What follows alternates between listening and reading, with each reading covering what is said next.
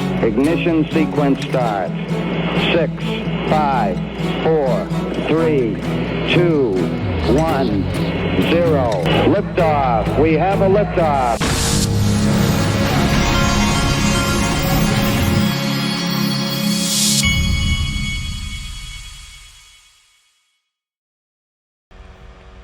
Hey everybody, this is the Digital Asset Investor, and I'm on about day 4 or 5 of having COVID.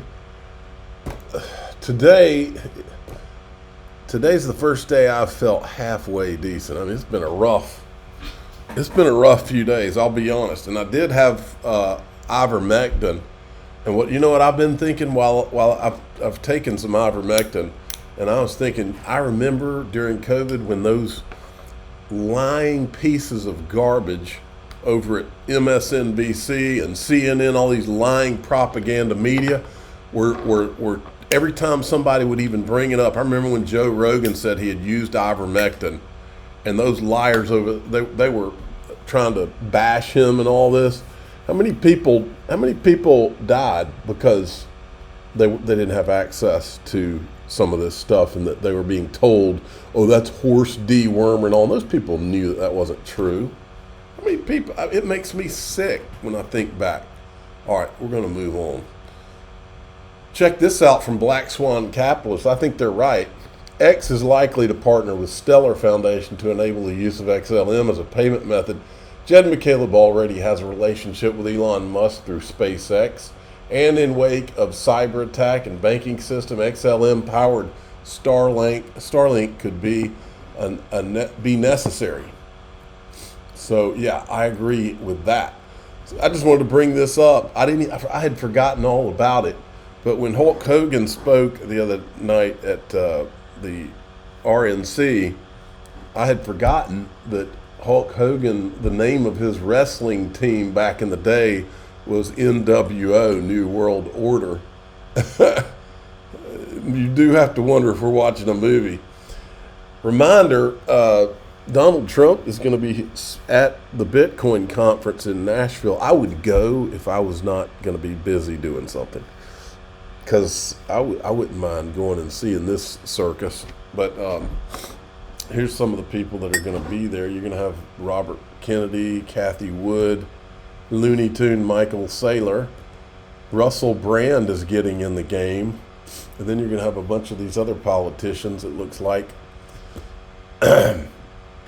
Anyway, moving along. Check this out from Smoke, the Tether files. Confirmation that Tether is a stable coin that is used as an instrument of speculation and feeds the Bitcoin bubble. Consistent with on-chain data, it is abundantly clear that Tether's increase in volume results in artificial increase in its supply. This artificial supply mechanism has been responsible for Bitcoin's price since late 2017.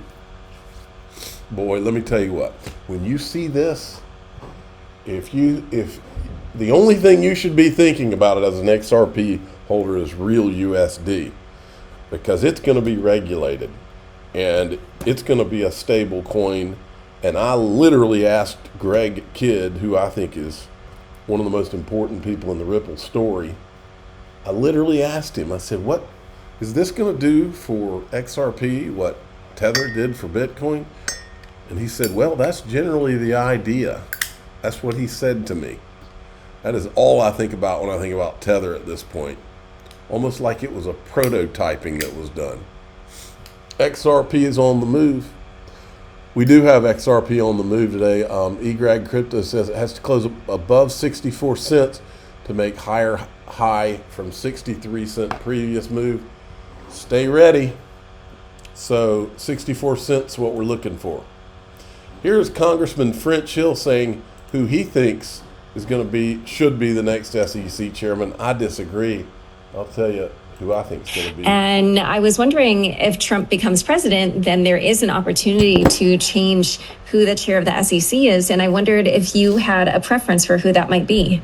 If President Trump is reelected as president, I have no doubt that he will make a recommendation to the Senate for a new chairman of the commission. Chairman Gensler is a very bright, very talented financial executive. Just the fact that he would even say anything nice about Gensler tells me anything I need to know. At this point, you can't have all the pleasantries with somebody like Gary Gensler. He doesn't deserve any of that. Experience both at the CFTC and the SEC. But in my judgment, speaking personally, I don't think he's handled the innovation agenda, the capital formation agenda, which covers many topics, and certainly not how he's handled the digital assets space. He drug his feet on the exchange-traded products, on Bitcoin and Ethereum, and basically had to be pushed into doing that by a federal court decision that described his process as arbitrary and capricious. And that's just not a good place to be. Hester Peirce would always be my recommendation to become chair. I don't know that she's interested. She doesn't want me idly pushing her out on podcasts, but Commissioner been such a terrific leader on both capital formation, orderly markets, and in this technology and innovation agenda. I think she'd make a great chair. I think he's 1,000% wrong about that. I think that she has been completely worthless. Talk. I don't think she's done anything. She could have blown the whistle on ETHgate. She didn't do anything. She could have blown the whistle. Think about how much corruption's going on at the SEC. She could have, and don't tell me, oh, well, then she couldn't get a job after it. America is dying to have good guys. In fact, I saw Hulk Hogan say that he didn't say anything about being a Trump supporter because he was worried about his business and all, but he knows that was a cowardly way to be. Well, I think that Hester Peirce has been a coward. That's what I think. She could have blown the whistle on Gary Gensler a long time ago. Remember, Jay Clayton did not share the Bill Hinman speech emails with Hester Peirce. She was left out of the loop. Imagine what she could have blown the whistle on. The person I think is going to be the SEC chairman, well, his first name starts with a C and his last name starts with a G. Maybe I'll put that on the thumbnail. Check that out. Ripple's ambition, this is an interesting tweet right here.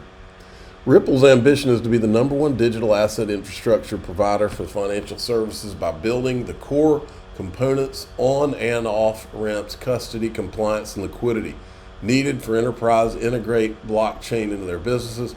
Learn how our product strategy has evolved. Monica Long tweeted this, wondering how Ripple's recent product and acquisition announcement fit in with our vision of an internet of value. The answer, we're building holistic digital asset infrastructure to bridge the gap between the on-chain and off-chain worlds of finance.